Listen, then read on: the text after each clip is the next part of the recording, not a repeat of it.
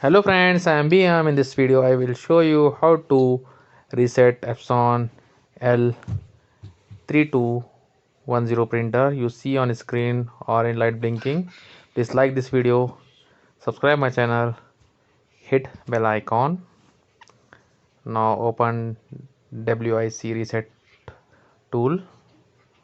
Okay, now click on Epson L3210, this option, and then click on reset waste counter. Okay, now type here trial and click on OK.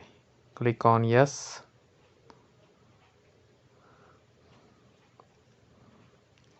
After this message pop up shown for power off printer, please turn the power off printer. Okay, now power on printer, press power button and power on printer. Now you see alert light is not blinking. Wait for stable power light. Okay, now power light is stable, printer is resetted. Okay, thank you for watching me. See you on next video.